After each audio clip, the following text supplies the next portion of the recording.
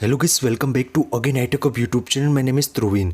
Here in this video, I will show you how to turn off hide IP address for a website on iPhone. Recently, lot of iPhone and iPad users to say how to turn off hide IP address for the website. Before the starting this video, please make sure to subscribe my channel, like, comment and share, and also press the bell icon for the more informative video about iPhone and iPad. Now the requirement is iPhone running iOS 17.2 or later and also iCloud Plus subscription.